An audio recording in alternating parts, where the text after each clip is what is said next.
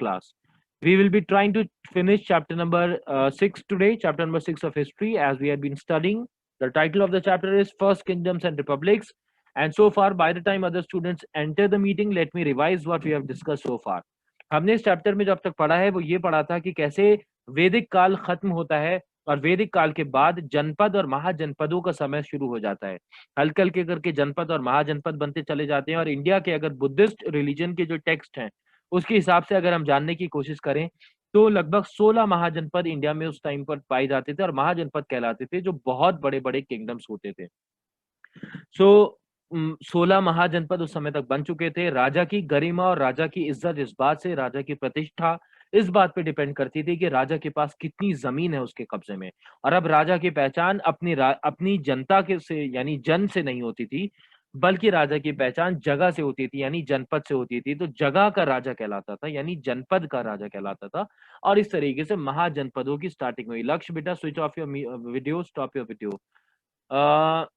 और इस तरीके से महाजनपद की स्टार्टिंग हुई और महाजनपद के बारे में हमने पढ़ा कि 16 महाजनपद इंडिया में थे और उसमें अलग अलग तरीके के रूल हो रहे थे। दो मेजर जो रूल थे अलग अलग तरीके के, वो थे मोनार्की और गणसंघ। हमने दोनों के बारे में बातचीत करी कि मोनार्की कहते थे उस तरीके के रूल को। कुछ महाजनपदों में ऐसा था कि मोनार्की थी। मोनार्की मतलब वहां पर राजा अकेले अपने आप अपनी ताकत के हिसाब से यूज करते थे और रूल करते थे और राजा ही सर्वोपरि होते थे यानी सबके ऊपर राजा होते थे। सो राजा वॉज अबव ऑल और राजा अपने हिसाब से जो अपनी समझ है उस हिसाब से रूल किया करते थे।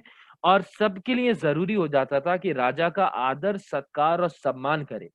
राजा को चाहे तो आप राजा के साथ जो राजा के मंत्री होते थे वो उनको जैसे अमात्या कहा जाता था। तो राजा के जो अमात्या होते थे यानी राजा के जो मंत्री होते थे वो राजा को सलाह मशवरा दे दिया करते थे, मगर राजा के अपने ऊपर डिपेंड होता था कि राजा उस सलाह को, उस मशवरे को, उस राय को, उस सजेशन को माने या नहीं माने।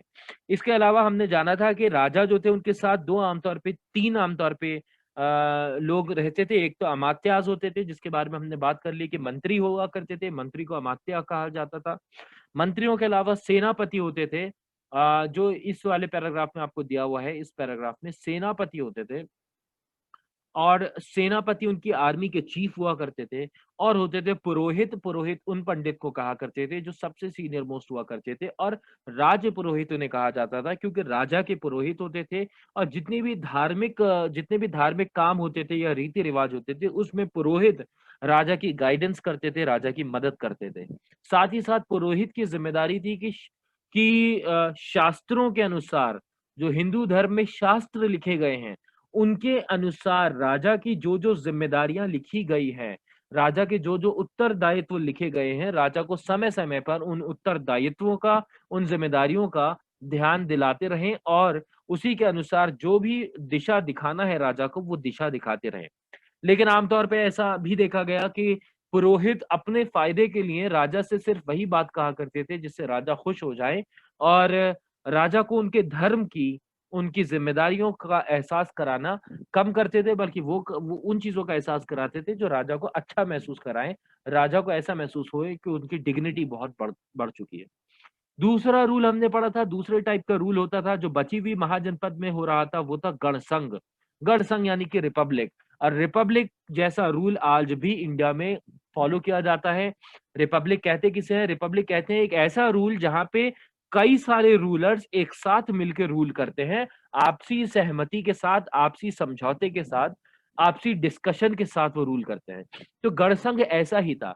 गणसंघ उस महाजनपद को कहते थे जहां पे कई सारे छोटे छोटे राजन एक साथ मिलते थे और मिलके कहते थे कि हम अपने पूरे एरिया को महाजनपद कहेंगे और हम अपने पूरे एरिया में आपस में एक दूसरे के साथ मिलजुल कर, एक दूसरे के साथ समझौता करके, डिस्कशन करके रूल करेंगे। तो इस तरीके से पहले गणसंघ, पहले रिपब्लिक्स की शुरुआत हुई। और आज भी इंडिया में यही होता है कि इंडिया के अलग अलग स्टेट्स बटे हुए हैं, उनके चीफ मिनिस्टर्स होते हैं और पूरे देश के एक प्राइम मिनिस्टर होते हैं। तो अलग अलग chief ministers plus prime minister साथ में मिलकर के रूल करते हैं, साथ में मिलकर जनता का ध्यान रखने के लिए जो भी काम वाम करना होते हैं वो करने की कोशिश करते हैं, उसकी जिम्मेदारी को पूरा करते हैं। The same was happening in mahajanapada where ganasangha rule was there, जहां पे गणसंघ का रूल था। गणसंघ मतलब संघ कहते हैं यूनियन को, गण कहते हैं लोगों को। तो जहां पे लोगों का यूनियन था, लोगों का ग्रुप रूल करता था, लोगों का ग्रुप मतलब रूलर्स का ग्रुप रूल करता था। तो इस तरीके से गणसंघ की रिपब्लिक्स की शुरुआत हुई, और हमने इस तरीके से देखा कि इस समय पर यानी वैदिक पीरियड के अंत होने के बाद महाजनपदों की स्थापना हुई, और महाजनपदों में दो अलग अलग तरीके के रूल्स चल रहे थे। इसके अलावा मैंने कहा था कि हम अगली क्लास में कोशिश करेंगे और चीजें समझने की कि रूल्स के अलावा वहां पे और क्या क्या चीजें हो रही थी। एक चीज थी जो वहां पे नया डेवलपमेंट हुआ था, वो था एक्सटेंसिव यूज ऑफ आयरन। आप लोगों को हो सकता है बहुत क्लियर नहीं नजर आए, जो इसमें लिखा हुआ है वो आपको बहुत क्लियरली नजर नहीं आए, हो सकता है, लेकिन आप अगर मेरी बात को सुनते जाएंगे तो आपकी समझ में अपने आप आसानी से आता रहेगा। वो ये था कि महाजनपद के समय में एक्सटेंसिव यूज हो चुका था आयरन का, यानी लोहे का हद से ज्यादा इस्तेमाल हो रहा था। यहाँ पे हद से ज्यादा मतलब बुरे सेंस में नहीं कह रहा हूँ कि हद से ज्यादा इस्तेमाल हो रहा था, बल्कि मैं ये बताना चाह रहा हूँ कि अब तक जितना इस्तेमाल नहीं हुआ था उससे ज्यादा इस्तेमाल हो रहा था लोहा, यानी लोहे का इस्तेमाल पहले कभी इतना नहीं हुआ था जितना अब होना शुरू हो गया था। और अब लोग लोहे के बढ़िया औजार बनाने में महारत हासिल कर चुके थे, यानी लोग बेहतरीन औजार बनाते थे, जिन औजारों की मदद से गंगा नदी के आसपास जो जमीन थी जिसमें क्लेई सॉइल थी, क्ले वाली मिट्टी थी, क्ले वाली मिट्टी की खुदाई कर सकते थे उन औजारों की मदद से, और उसमें बीज डाल के फसल उगाई जा सकती थी। यानी गंगा के आसपास की जितनी भी जमीन है वो उपजाऊ तो बहुत है, मगर लकड़ी के औजारों से उसकी खुदाई करना मुश्किल होता था क्योंकि मिट्टी चिपकने वाली होती है। लेकिन लोहे के औजारों से मिट्टी की खुदाई करना अब आसान हो गया था, और इस वजह से गंगा के आसपास की जितना भी एरिया है उसकी भी खुदाई आसानी से हो सकती थी, जिसकी वजह से वहां पे फसल बहुत ज्यादा उगने लगी। और उसका नतीजा ये हुआ कि यूपी और बिहार में आकर के, यानी गंगा का जो एरिया है, तो यूपी और बिहार में आके लोग बसने लगे, दूर दूर से लोग आके यूपी और बिहार में रहने लगे, क्योंकि लोगों को ये बात समझ में आ गई थी कि अगर आपको अच्छी फसल उगाना है तो आपको इन्हीं जगहों पर जाके रहना पड़ेगा। और क्योंकि लोहे के अच्छे औजार अब आने लगे हैं तो लोहे के औजारों से मिट्टी को आसानी से खोदा जा सकता है और इस जगह पर बेहतरीन फसल उगाई जा सकती है, यानी लोहे का बेहतरीन इस्तेमाल होना शुरू हो चुका था। बेटा इस बात का ध्यान रखें कि कोई भी अपनी वीडियोस को स्टार्ट ना करे, धोखे से ही सही अपनी वीडियो को स्टार्ट नहीं करेंगे आप। अब इसके अलावा क्या हुआ, एग्रीकल्चर के नए नए तरीकों का इस्तेमाल किया जाने लगा था। अब एग्रीकल्चर के नए नए तरीकों का कैसे इस्तेमाल किया जा रहा था वो भी हम ऊपर आके समझ लेते हैं। मेरे पेजेस ऊपर नीचे हो गए तो हम ऐसे समझ लेते हैं। वो कैसे, वो ऐसे कि एग्रीकल्चर के एक नया तरीका तो मैंने आपको बता दिया कि कई सारे नए discovery of new implements and tools, नए टूल्स और इम्प्लीमेंट्स का इस्तेमाल किया जाने लगा था, यानी नए औजारों का इस्तेमाल किया जाने लगा था खेती करने के लिए। ये तो एक है। दूसरा, पैडी ट्रांसप्लांटेशन, इसके बारे में मैं आपको बता चुका हूं कि पैडी ट्रांसप्लांटेशन करना किसानों ने सीख लिया था। पैडी ट्रांसप्लांटेशन का मतलब यह है कि धान को, जो चावल उगाने के लिए फसल जो उगाई जाती है उस फसल को धान कहा जाता है। तो धान की फसल को पहले तो एक खेत में उगाते थे छोटा, और जब वो उग जाती थी तो फिर उसको, जब आधी उग जाया करती थी तो उसको शिफ्ट कर दिया करते थे पानी से भरे हुए दूसरे खेत में। इससे फायदा क्या होता था, इससे फायदा ये होता था कि फसल बहुत अच्छी उगती थी और चावल की खेती बहुत अच्छे तरीके से हो पाती थी। चावल को पर्याप्त यानी इनफ सफिशिएंट पानी मिल पाता था, और उस पानी से, तो उसकी वजह से चावल की फसल बर्बाद नहीं होती थी बल्कि अच्छे से उग पाती थी। सो लोगों ने पैडी ट्रांसप्लांटेशन करना शुरू कर दिया था, जिसकी वजह से चावल की खेती अब अच्छी हो चुकी थी। और दास, दास कहते थे नौकरों को, दास या कर्मकार, कर्मकार भी मजदूरों को कहा जाता था। तो नौकर और मजदूर इस काम को किया करते थे, किस काम को किया करते थे, जमींदारों की फसलों पर फसल उगाने के काम को किया करते थे। इतनी बात मुझे उम्मीद है अब तक क्लियर हो चुकी होगी। अभी आप लोगों की जो भी मैसेजेस आए हैं उन मैसेजेस को देख लेते हैं, फिर उसके बाद हम आगे की बातचीत करेंगे। तो पहले पार्टिसिपेंट्स देख लूं, पार्टिसिपेंट्स तो सही है। अब आ जाते हैं मैसेजेस आप लोगों के देख लेते हैं। जो जो पार्टिसिपेंट्स आते जा रहे हैं मैं सबको ऐड करते जा रहा हूँ। आज कुछ नेटवर्क्स का इशू है, तो बेटा जिन लोगों को मेरी आवाज क्लियर नहीं आ रही है वो लोग एक बार मीटिंग छोड़िए, दोबारा ज्वाइन कीजिए, क्योंकि मेरे एंगल से, मेरी तरफ से सिग्नल्स एकदम सही है। मेरी स्पीड लगभग 12 MB/सेकंड की आ रही है। इसका मतलब यह है कि मेरी तरफ से सिग्नल्स जाने में कोई प्रॉब्लम नहीं हो रही होगी, बल्कि हो सकता है कि आपकी तरफ नेटवर्क स्लो हो। तो प्लीज एक बार मीटिंग छोड़िए और मीटिंग छोड़ के दोबारा ज्वाइन कीजिए। जो जो मीटिंग में आता जा रहा है उसको मैं ज्वाइन करता जा रहा हूँ। यस नियति, यू कैन डू इट। नियति आपने जो मैसेज भेजा है मैं उस पर यस कह रहा हूँ, आप कर सकती हैं। इसके अलावा मैंने अफान ऐड कर लिया, मैं सबको ऐड करता जा रहा हूँ, लेकिन प्रॉब्लम हो रही है बच्चों को ऐड होने में, इस वजह से कभी ऐड होते हैं कभी चले जाते हैं। Rishita is saying, sir, when they shift the crops, they used to cut from the root. Yes, Rishita, जब उस क्रॉप को वो शिफ्ट करते थे तो मिट्टी को खोद के जड़ सहित उस पौधे को निकाल लिया करते थे और फिर उस पौधे को दूसरे खेत में जो पानी से आधा भरा हुआ होता था उसमें शिफ्ट कर दिया करते थे। भाव्या की अटेंडेंस मार्क कर दीजिएगा, जिस स्टूडेंट को मैंने जिम्मेदारी दी है अभी वो भाव्या को भी अटेंडेंस में मार्क कर लीजिएगा। ओके शिका, दैट्स फाइन। सो अभी इतनी बात समझ में आ गई कि भाई खेती के फसल लोहे का इस्तेमाल अच्छे तरीके से करना शुरू कर दिया था, उससे फसल अच्छी उग पा रही थी। और दूसरा, पैडी ट्रांसप्लांट करना सीख लिया था, यानी जो चावल की धान थी उसको एक खेत से दूसरे खेत में ट्रांसफर करके उसको सफिशिएंट पानी मिल जाता था तो चावल की भी धान चावल की फसल अच्छे से उग पाती थी। तीसरा था ऑर्गेनाइज सिस्टम ऑफ टैक्सेशन का एक वहां पे देखने को मिलता है कि राजा ने ये फिक्स कर दिया कि किसको कितना टैक्स देना पड़ेगा। एक बहुत ही अच्छे तरीके से बहुत बढ़िया ऑर्गेनाइज सिस्टम बना दिया गया है टैक्स पे करने का, कि अगर कोई किसान है तो उसको सदभाग पे करना पड़ेगा। सदभाग, अगर आप यहाँ पे अपनी बुक में वर्ड्स देख सकते हैं पेज नंबर 149 पे, सदभाग। सदभाग मतलब जितना भी उसने खेती में फसल उगाई है उस फसल का 1/6 पार्ट। 1/6 पार्ट का मतलब क्या है कि जितनी फसल उगाई है उसको बराबर बराबर 6 हिस्सों में डिवाइड कर दो और एक हिस्सा हमें दे दो, 5 हिस्से अपने पास रख लो। यानी एक हिस्सा फसल में टैक्स में दे दो और 5 हिस्से अपने पास रख लो। अब उसका आप जो भी चाहो वो कर लो, चाहे तो अपने लिए सेव करके रख लो, चाहो अगर सरप्लस है तो बाजार में ले जाके बेच दो किसी और को और उससे कुछ और सामान खरीद लो। दूसरा सिस्टम होता था बलि का। बलि भी एक इंपॉर्टेंट टैक्स था, लेकिन इसके बारे में डिस्क्रिप्शन ज्यादा देखने को नहीं मिलता है कि कैसे लिया जाता था और कितना पे करना पड़ता था। और तीसरा टैक्स था विष्टि। विष्टि का मतलब ये था कि वो लोग जो कि किसान नहीं हैं और गरीब हैं, मजदूर हैं, उनके पास अपनी जमीन नहीं है, वो फसल नहीं उगा पाते, और जब फसल नहीं उगा पा रहे हैं तो फसल का टैक्स दे ही नहीं सकते, तो उन लोगों के लिए एक अच्छी व्यवस्था करी थी और वो अच्छी व्यवस्था ये थी।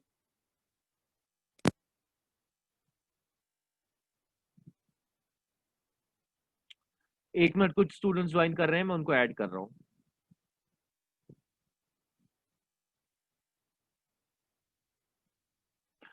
बाली bali was also taken from farmers only. Bali का भी इस्तेमाल किया जाता था फार्मर से लेने के लिए।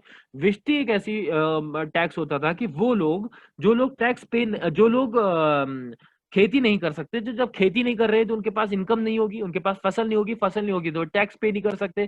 तो उस केस में कहा जाता था कि वो लोग जो कि टैक्स अपना पे नहीं कर सकते वो लोग राजा के लिए फ्री में सेवाएं करेंगे। तो जो वो राजा के लिए फ्री में नौकरी करेंगे वो ही एक तरीके से उनका टैक्स माना जाएगा कि उन्होंने फ्री में नौकरी कर दी राजा के लिए, तो राजा को उन्होंने टैक्स पे कर दिया। तो नंबर ऑफ डेज डिसाइड किया गया कि एक व्यक्ति को कितना समय, एक मजदूर को कितना समय देना पड़ेगा ताकि ये मान लिया जाए कि उसने टैक्स पे कर दिया है, कितना समय राजा की सेवा में देना पड़ेगा। तो इस तरीके से राजा ने बड़े ऑर्गेनाइज अलग अलग महाजनपद के जो राजा थे, सभी महाजनपद के राजाओं ने भी और गणसंघ के रूलर्स ने भी टैक्सेशन का सिस्टम बड़ा सही कर दिया था कि सदभाग पे करोगे, बलि पे करोगे और या फिर विष्टि पे करोगे। और ये आमतौर पे सभी जगहों पर फॉलो किया जा रहा था, यानी 16 के 16 महाजनपद में आमतौर पे इस तरीके का टैक्स का सिस्टम फॉलो किया जा रहा था। वो बात अलग है कि टैक्स का नाम कुछ और रख दिया हो, जैसे मैं टैक्स को कह दूं जीएसटी, या मैं टैक्स को कह दूं गुड्स एंड सर्विस टैक्स की जगह मैं उसको कह दूं सेंट्रल गवर्नमेंट टैक्स सीजीटी, लेकिन बात तो एक ही है ना, टैक्स तो एक ही टाइप का लिया जा रहा है। तो यहाँ पे टैक्स एक ही टाइप के लिए जा रहे थे, लेकिन अलग अलग महाजनपद में नाम उनका अलग अलग होता था। लेकिन फिलहाल के लिए इतना समझ में आ गया कि सदभाग लिया जाता था, यानी 1/6 of the total amount produced by the farmer. Second bali ली जाती थी और थर्ड विष्टि लिया जाता था। विष्टि उन मजदूरों के लिए था जिनके पास अपनी जमीन नहीं है तो वो टैक्स पे नहीं कर सकते, लेकिन मजदूरी कर सकते हैं राजा के लिए, तो राजा उनसे मजदूरी करवाते थे फ्री में। और इस तरीके से राजा एक तरीके से उनसे मेहनत के रूप में टैक्स बटोर लिया करते थे। कृष्णा, अगर आपको कुछ भी कहना है आप मुझे मैसेज कर दीजिए, मैं मैसेज में उसका रिस्पॉन्स करूंगा, लेकिन रिस्पॉन्स मैं तभी करूंगा जब मैं अपना टॉपिक पूरा कर लूँ। टॉपिक पूरा करते ही मैं आपके बात का जवाब जरूर दूंगा। इसके अलावा और क्या खास बात हुई? खास बात ये हुई कि किसान एक्स्ट्रा उगाने लगे थे। जब किसान सरप्लस में उगाने लगे थे, किसानों के पास एक्स्ट्रा होता था, तो किसान उसे संभाल के रख लिया करते थे और उसे मार्केट में बेच दिया करते थे। यानी अब हर किसी को किसान बनने की जरूरत नहीं थी। हर किसी के लिए जरूरी नहीं था कि हर कोई अपनी अपनी जमीन पे जाए और खेती करे, क्योंकि कुछ लोग ऐसे थे जो कि बाकी सारे लोगों के बदले की खेती कर लिया करते थे। क्या हो गया भाई? Why are you people raising your hands? So मामा, क्या हुआ है? अगर बेटा कुछ कहना है तो मुझे जूम चैट पे भेजिए।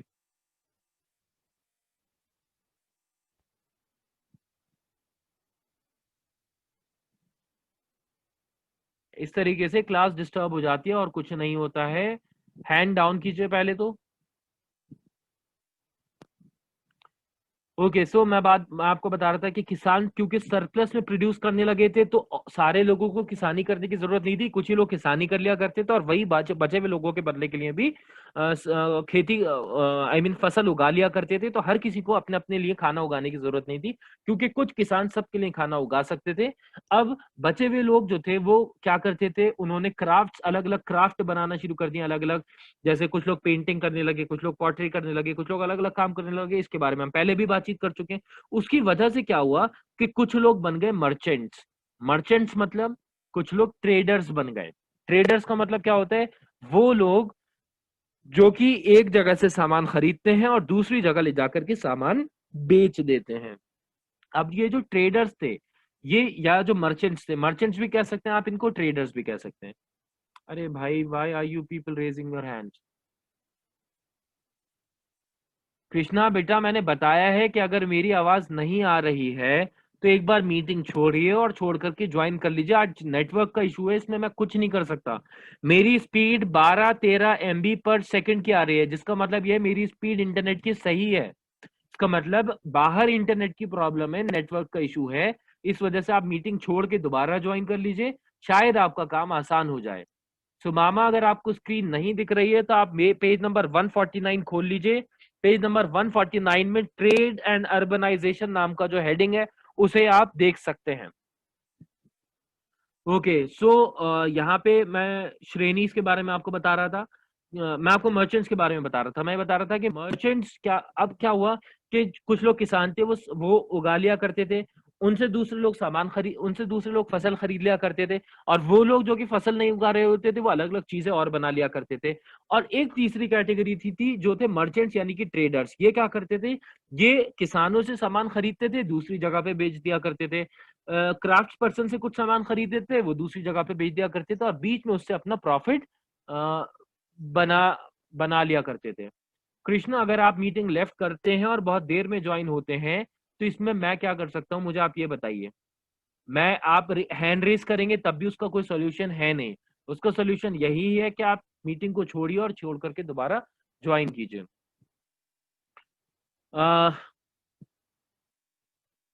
ओके, सो मैं इस टॉपिक पे आने की कोशिश कर रहा हूं कि मर्चेंट्स बहुत अमीर होते चले गए।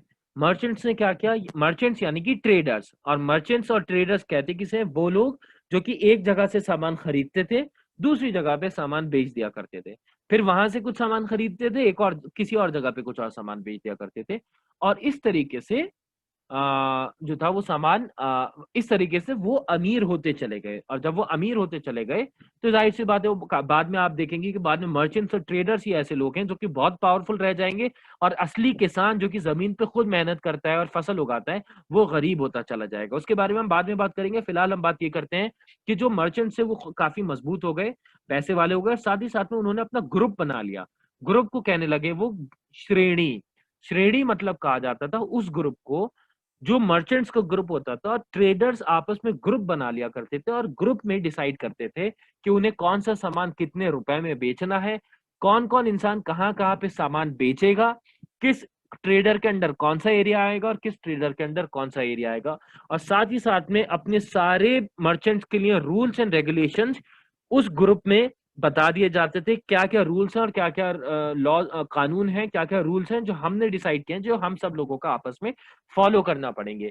यानी श्रेणी कहा जाता था उस ग्रुप को जो कि ट्रेडर्स का ग्रुप होता था, और ट्रेडर उसमें सारे लोग ट्रेडर्स ही होते थे, सारे मर्चेंट्स होते थे, और वो अपने पूरे मर्चेंट के ग्रुप के लिए रूल्स डिसाइड करते थे और पैसे डिसाइड करते थे कि कितने कितने रुपए पे कौन कौन सा सामान बेचा जाएगा, और जगह डिसाइड करते थे कि कौन सा मर्चेंट कहाँ जाके सामान बेचेगा और कौन सा मर्चेंट कहाँ बेचेगा। इस तरीके से हमें देखने को मिला कि सामान दुनिया के अलग अलग हिस्सों में, खास तौर से एशिया के वेस्ट वाले हिस्से में, वेस्ट एशिया में बहुत ज्यादा बेचा जाने लगा था, भेजा जाने लगा था। इतनी बात मुझे उम्मीद है आपकी समझ में आ गई होगी। अब ऐसे स्टूडेंट्स हैं जिनके बहुत सारे टॉपिक्स, पिछले टॉपिक्स जिसमें मेरी आवाज क्लियर नहीं आ रही होगी, वो समझ में नहीं आए होंगे। अगर समझ में नहीं आए हैं और आज नेटवर्क का इशू है तो कोई बात नहीं है, क्योंकि मेरी तरफ से तो सही है, तो मेरे पास सही नजर आ रहा होगा, यानी मेरी स्क्रीन पे सही नजर आ रहा होगा, इसलिए मैं जो रिकॉर्ड कर रहा हूँ वो रिकॉर्ड हो रहा है। मैं रिकॉर्डिंग आप लोगों के साथ शेयर कर दूंगा, आप रिकॉर्डिंग देख लीजिएगा, तो जो भी आपका टॉपिक छूटा है वो टॉपिक आप वहां से कवर कर सकते हैं, लेकिन अभी क्लास में बने रहिएगा, क्योंकि आप लोगों की अटेंडेंस मार्क करी जा रही है। तो आप लोगों की अटेंडेंस के लिए आप लोगों का क्लास में होना जरूरी है, और इसलिए मेरे साथ क्लास में रहिए, और जो भी टॉपिक अब बचा है उसको जल्दी से पूरा करते हैं और इस चैप्टर को फिनिश करते हैं। बात करते हैं समाज की, कि समाज किस तरीके से बटा हुआ था। समाज पहले वैदिक काल में जैसे बटा हुआ था, ब्राह्मण, क्षत्रिय, वैष्णव, वैश्यास और शूद्रास, जैसे पहले बटा हुआ था वैसे ही बटना शुरू हो चुका था, वैसे ही बटा हुआ रहा था। यानी समाज में कोई चेंजेस नहीं आए थे। समाज जैसे पहले बटा हुआ था, यानी बर्थ के आधार पे बटा हुआ था। बर्थ के आधार का मतलब क्या है, कि जो वैश्य का बेटा है वो वैश्य ही बनेगा, जो शूद्र का बच्चा है वो शूद्र ही बनेगा, जो ब्राह्मण का बच्चा है वो ब्राह्मण ही कहलाएगा, जो क्षत्रिय का बच्चा है वो वॉरियर ही कहलाएगा। कहने का मतलब है, ब्राह्मण का बच्चा पंडित बनेगा, क्षत्रिय का बच्चा वॉरियर बनेगा, वैश्य का बच्चा ट्रेडर बनेगा, और शूद्र का बच्चा मजदूर बनेगा। देवांश, आपकी वीडियो स्टार्ट हो चुकी है।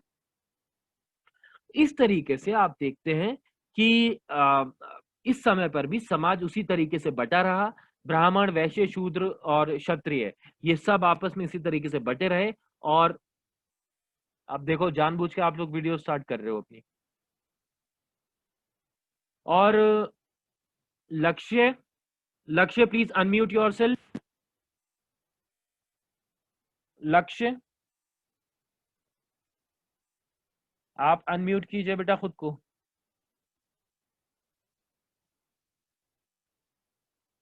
लक्ष्य, I am asking you to unmute yourself.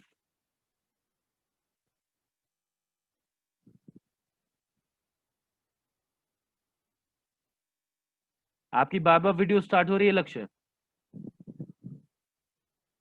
खैर, तो समाज जैसे पहला बटा हुआ था वैसे ही बटा रहा, बल्कि और ज्यादा मजबूत हो गया। और ज्यादा ये इस बात के बारे में लोग पक्के हो गए कि धर्म जन्म के आधार पर ही बंटवारा होगा, काम के आधार पे बंटवारा नहीं होगा। यानी अगर आप जिस जिस कास्ट पे पैदा हो गए आप उसी कास्ट के कहलाओगे, ऐसा नहीं है कि काम के आधार पे आप कहलाओगे।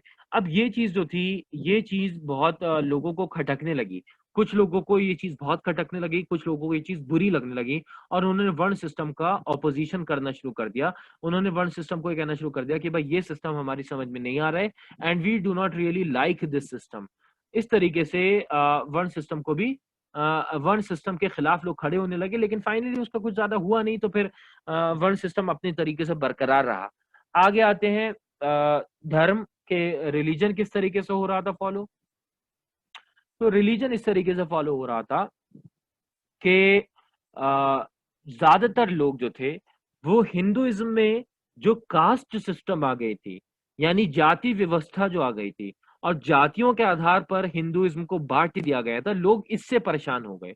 कुछ लोग, ज्यादातर नहीं, कुछ लोग। और जो लोग इससे परेशान हुए या जो लोग इससे अग्री नहीं कर रहे थे, वो लोग फिर दूसरे धर्म की तरफ जाने लगे, और उस समय पर नए धर्मों का बनना शुरू हुआ, और वो थे जैनिज्म और बुद्धिज्म। खास तौर से अगर इंडिया के एंगल से देखें, तो इंडिया में बुद्धिज्म और जैनिज्म, ये दो धर्म बनना शुरू हुए उस समय पर।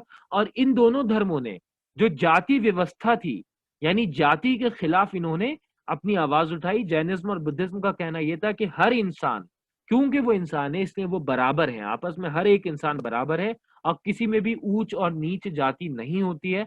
इस वजह से वो लोग जो कि इस चीज से अग्री नहीं करते थे, यानी जो कि जाति व्यवस्था से अग्री नहीं करते थे, वो फिर जैनिज्म और बुद्धिज्म में कन्वर्ट होना शुरू हो गए। अब जैनिज्म और बुद्धिज्म के बारे में हम नेक्स्ट चैप्टर में पढ़ेंगे, लेकिन नेक्स्ट चैप्टर हम पढ़ेंगे SA2 में। SA1 का सिलेबस आपका हिस्ट्री का पूरा हो चुका है। इसमें से कुछ टॉपिक, कुछ चैप्टर्स ऐसे हैं जो आपके सिर्फ डिस्कशन के लिए थे, जैसे कि यही वाला चैप्टर जो मैंने अभी आपको पढ़ाया है, chapter number 6 is only for discussion. इसमें से क्वेश्चन आंसर्स नहीं आएंगे और इसीलिए हम आपको क्वेश्चन आंसर्स देंगे भी नहीं। सैटरडे या संडे को मैं आपको हिस्ट्री के सारे क्वेश्चन आंसर्स दे दूंगा। ये चैप्टर पूरा हो चुका है, चैप्टर नंबर 6 वैदिक का ये वाला फर्स्ट किंगडम्स एंड रिपब्लिक्स। अब मैं आप लोगों का ऐसे में जो भी सिलेबस होगा वो आपको बता दिया जाएगा, लेकिन फिलहाल के लिए चैप्टर 6 तक आपकी आधी बुक हो चुकी है, इसलिए SA1 का सिलेबस हो चुका है। अब हम जब अगली क्लास पढ़ेंगे तो हम अगली क्लास में हिस्ट्री के चैप्टर नंबर 4 की शुरुआत करेंगे। हिस्ट्री का चैप्टर नंबर 4 बचा है, और जब हम हिस्ट्री का सिविक्स का chapter number 4, I am really sorry, civics का, तो हम सिविक्स के चैप्टर नंबर 4 की शुरुआत करेंगे।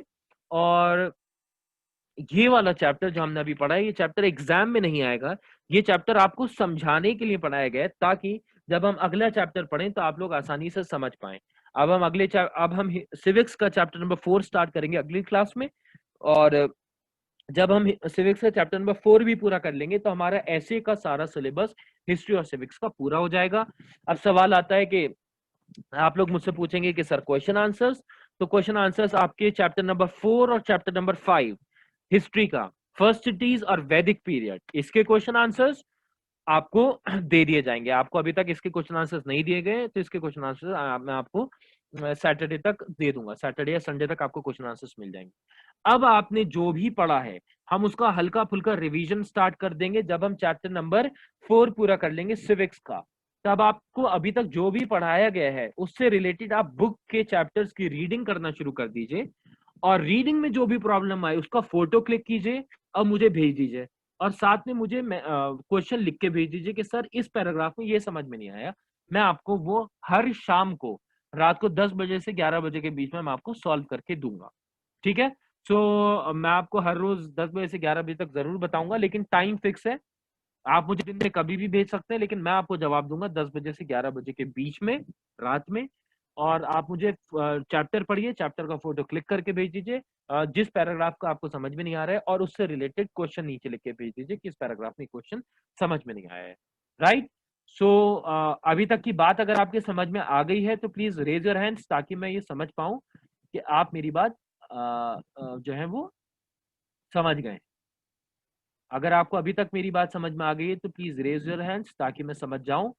पहली बात, मैंने आपको आज के चैप्टर पूरा करवा दिया। इस चैप्टर की जो समाप्ति हुई वो इस पॉइंट पे समाप्ति हुई कि समाज जो था वो 4 हिस्सों में जैसे पहले बटा हुआ था, 4 जातियों में, वैसे ही बटा रहा, बल्कि और मजबूत हो गया कि एक जाति का इंसान दूसरी जाति के इंसान के साथ बातचीत भी नहीं कर रहा था अब तो, और यहाँ तक कि आपस में बंटवारा बहुत ज्यादा होने लगा, और लोग जाति सब दूर होने लगे, कुछ लोग जाति से दूर होने लगे, और जो लोग दूर होने लगे उन्होंने दूसरे धर्मों को एक्सेप्ट करना शुरू कर दिया, और वो दूसरे धर्म जो बराबरी की उस समय पर बातचीत कर रहे थे वो थे बुद्धिज्म और जैनिज्म।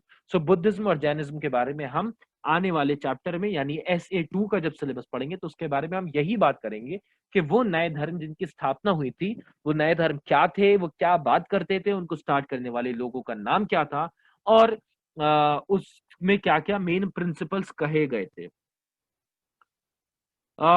टैक्सेस, बाली में भी बेटा टैक्सेस जो थे वो उस पे लिए जाते थे, यानी बाली के बारे में और ज्यादा आपको रिसर्च करके बताऊंगा कि बाली में कैसे टैक्सेस होते थे।